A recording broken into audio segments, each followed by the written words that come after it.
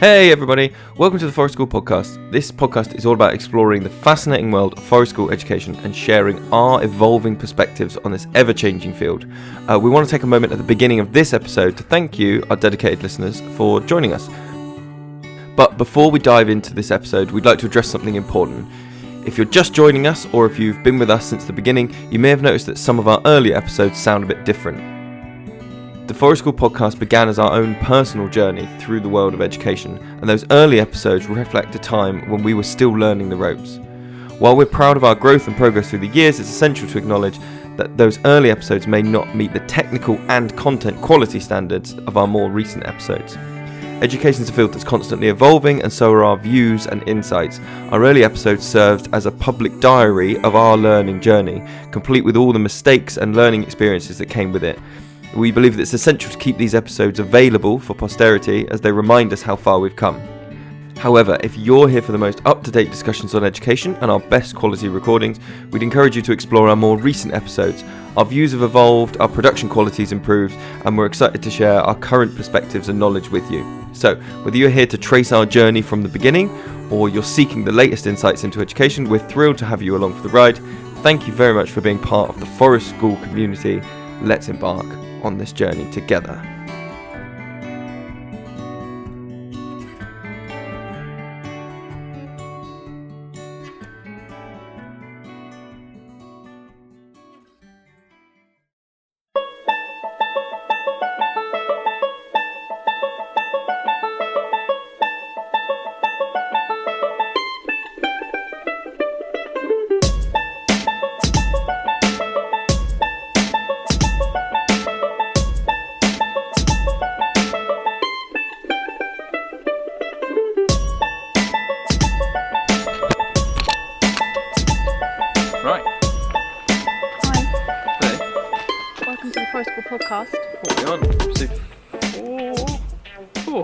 Confidently say 4. Yep.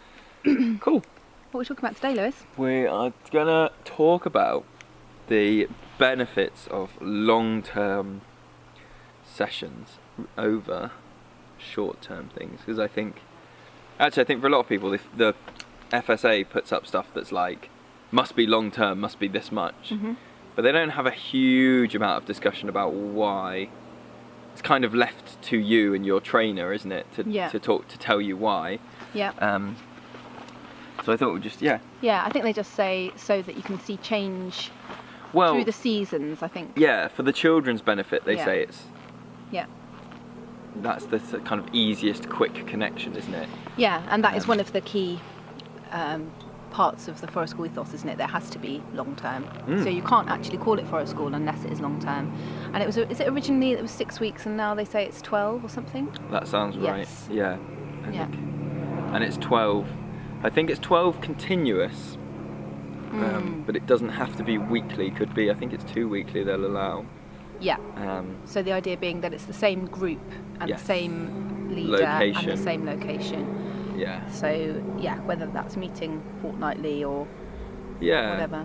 But I think there's more to be said. So we were saying that it's quite nice, before we go to why it's good, that it is nice as someone who is connected and kind of representing the brand, having come from teaching, where teaching, I think 20, 30 years ago was a very different thing, and it's a bit slowly catchy monkey, it's changed, whereas there are people who are very diligently and sometimes very aggressively will say what you're doing is not Forest School. Yeah, and defending it and sticking to the principles. But then that makes it feel very different to know that we could do Forest School for the next 30, 40 years and we'll be doing small group stuff. It's not a case of like, oh, the pressures will force us to do this and the pressure, as long as the community is strong enough to. It's a bit like crossing a picket line, isn't it? Yeah, I was exactly thinking the same thing. It's a union, isn't it? Well, it's not actually a union, but the FSA sort of plays that role in a way, and the more that you become involved with the FSA and meet up with practitioners sort of locally and nationally, the more you have that discussion and it keeps being live. And I know some people find it quite difficult, that side of things. Some people are more isolated than others, aren't they? If you let's say if you don't go and see other forest school practitioners, you could be convinced that your actions are very negligible, and it doesn't matter if I take on this school group of 35 on my own because I'm doing it and it's fine, or it doesn't matter if I'm doing some one-offs calling them forest school. Yeah. But actually, those are the little chips that eventually erode the and it depends on your financial situation as well, doesn't it? We have to compromise in places, but we're lucky now that we're in the position to be able to turn clients down because they aren't able to provide us with a session that is true forest school, and like we're very fortunate to be able to do that. And we've got our actual site.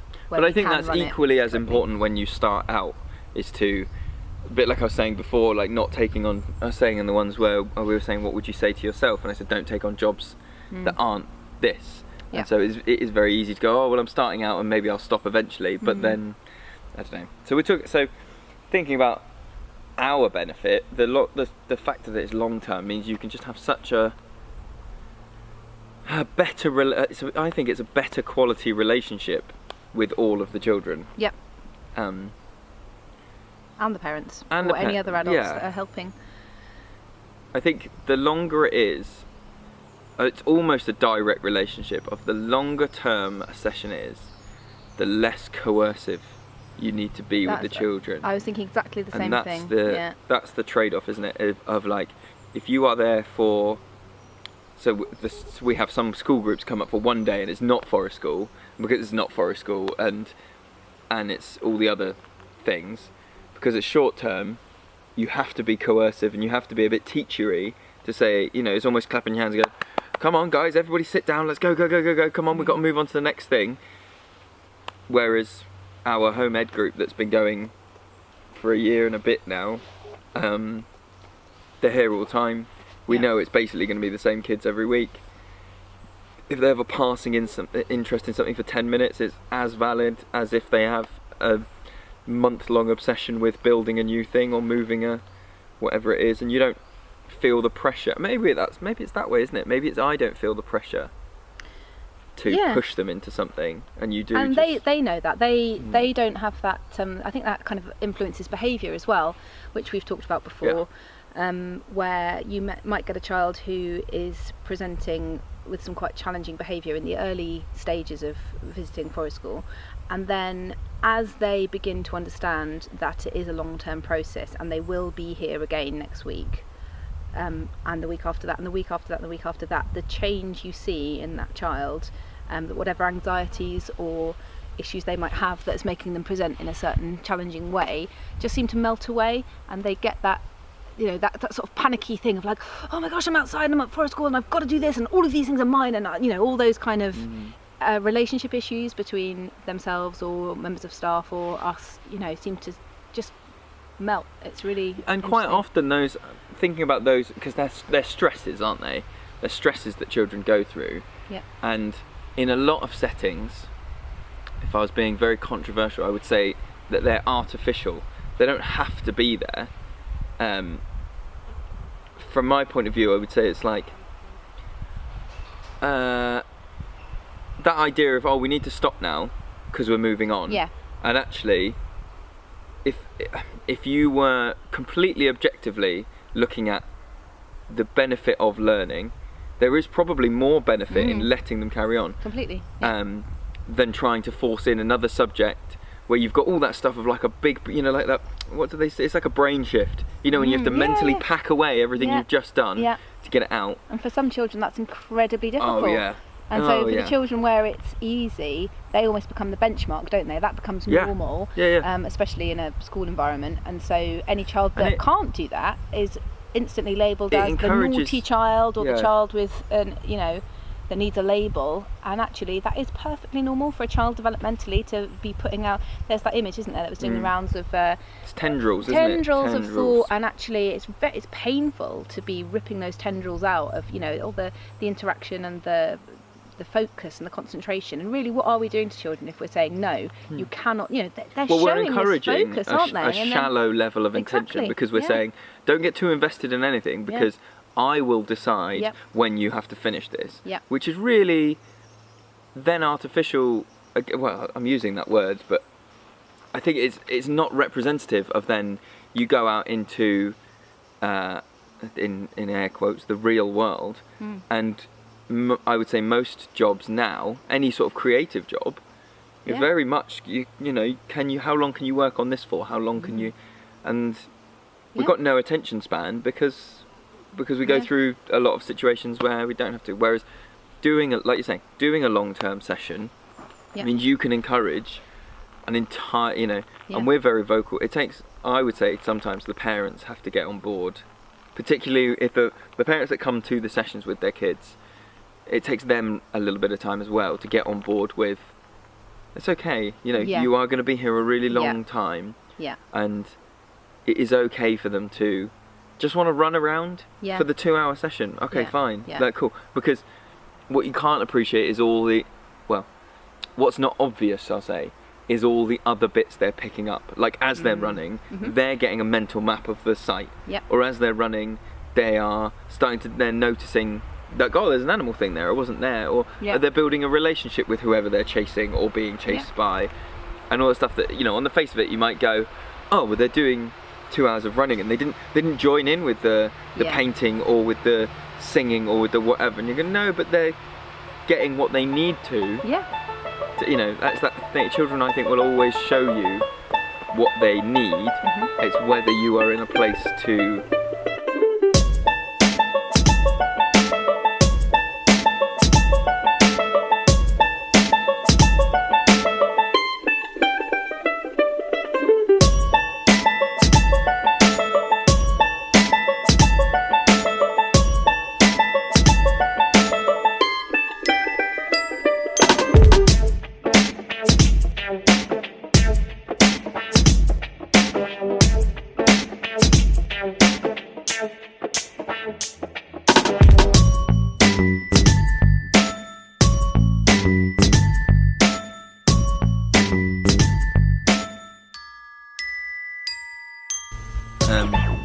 whether you're in a place to read those signals and have the freedom to, like, respond to what they're telling you, rather than, you know, you could be in a classroom and if you know PE is starting in 10 minutes, but this child is showing you that they don't want to pack up the paints because they're really into the painting, you know, you're handcuffed into, like, I'm going to have to be coercive now because... And the freedom that we're talking about, I guess, extends to us as leaders as well. So today we have a blackboard where we have some activities that are going to be kind of on offer, and we say it's going to be very child-led, but these are the things. And the group told us last week that they wanted to do some of these activities, and we didn't get to some of them inevitably because the children wanted to extend the painting activity, so we didn't get on to doing weaving.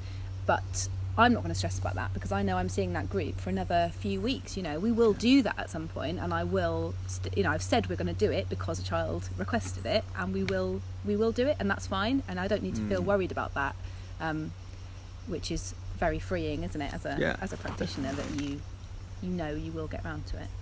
I've definitely noticed in terms of not necessarily a benefit. Well, it ends up being a benefit for the children, but first of all, it feels like a benefit for me personally, that I've been working here in this setting now, this 3 acres of woodland, for 2 years, and I am still noticing brand new things about the site, and it's just exponential.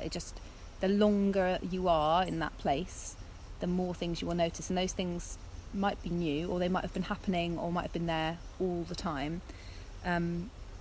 I mean, it's like anything, you just layers and layers of looking at stuff, isn't it? You could pick a tree and go and look at it every day, and you would probably see something different on or about that tree.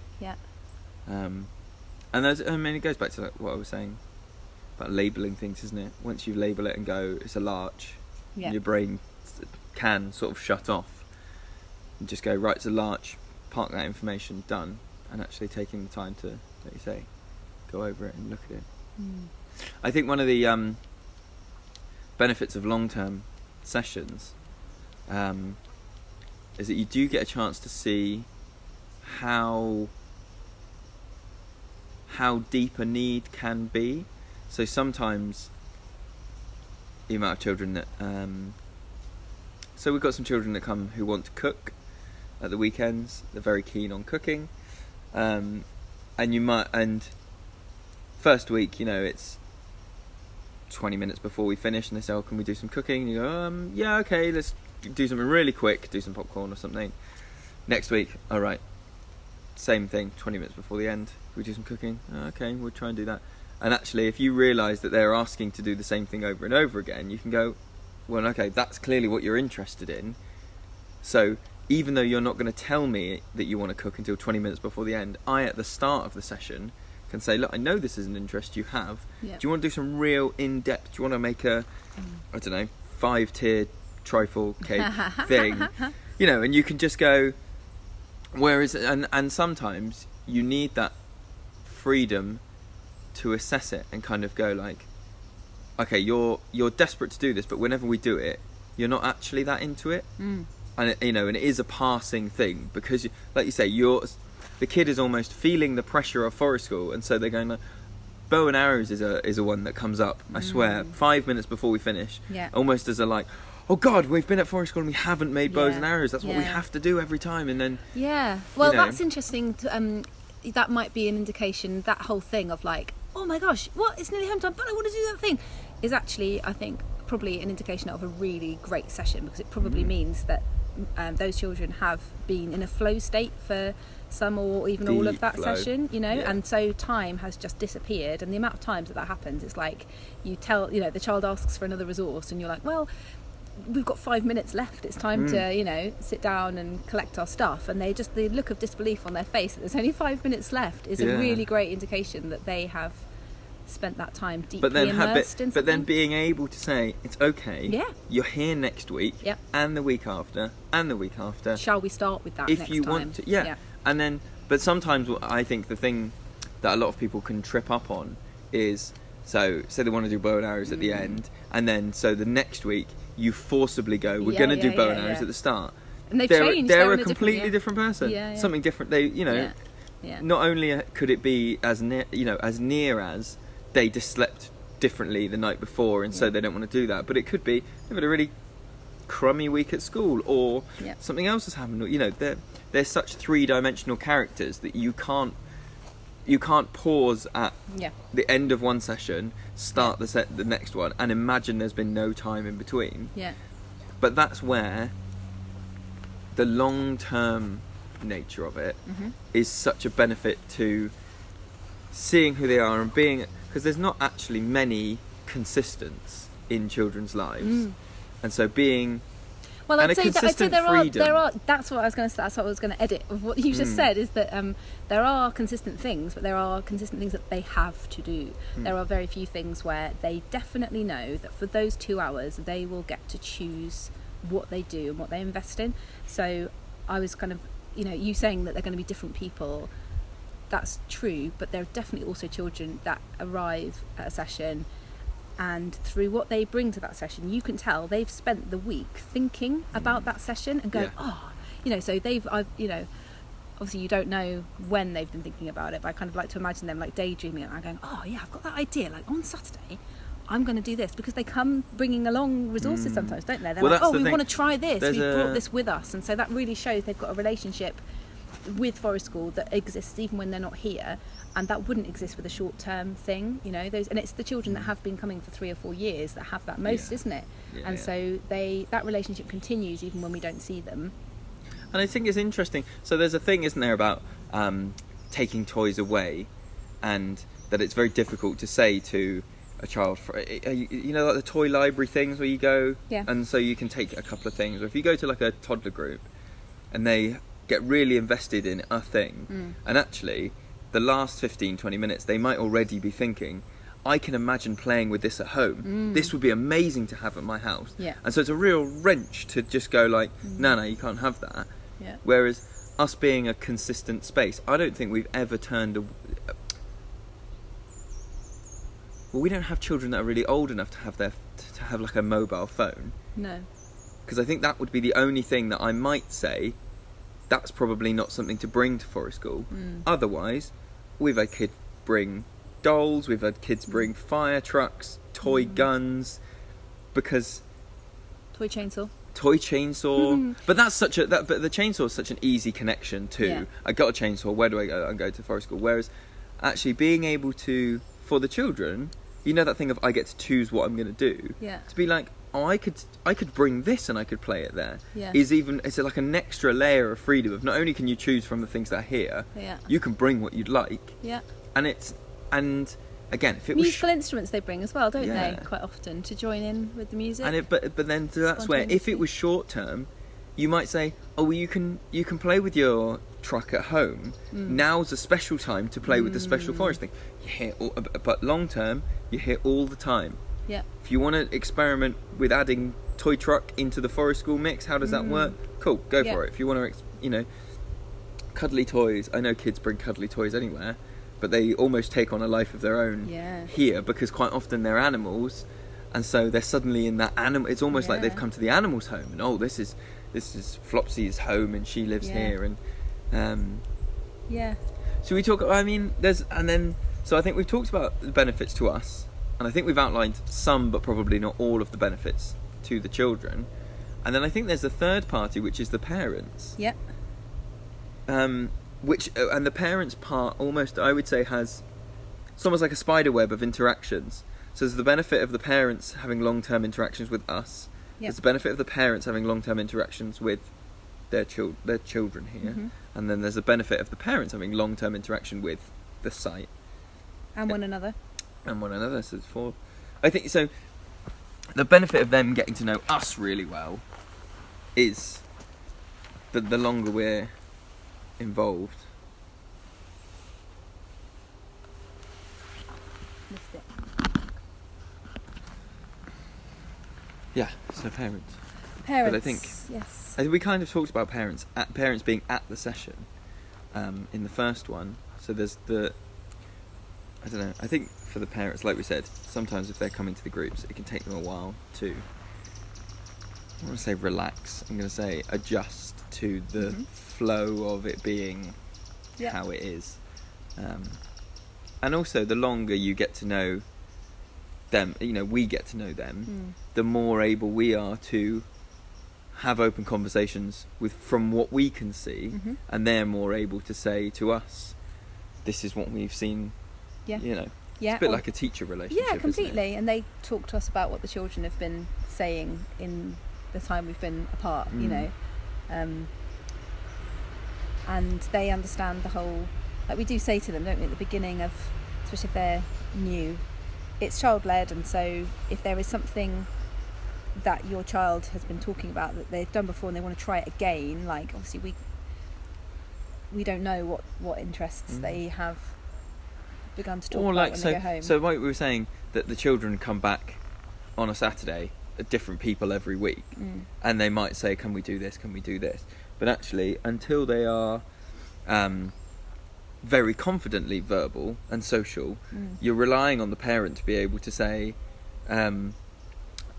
this has happened this week, or and that can be positive news, or it can sometimes be, our family's had this happen this week, so they might be a little bit sensitive about this, or actually he's really been painting a lot this week, any chance we could do some more painting? And then stuff that you can fill in. And if you were going to somewhere short term, you might feel a bit more maybe a bit intrusive. If you went somewhere that was, if you go to a like a country house where they have activities on for the kids, and you went up to the person organising the kids stuff and said, oh, I know you're doing painting, but would you mind actually if you took everybody for a walk instead? Because it's short term, you don't have that relationship. It's more of you come up and you do it, or you don't. Whereas they know, I think after a while they can say, oh, can we fit this in? And we go, of course we can. We've got however many weeks it is. We can attend to so many more needs, and then they start to fill it, and by the last 2-3 weeks they're very much giving us the session of like, can we do this, can we do this, and can we do this?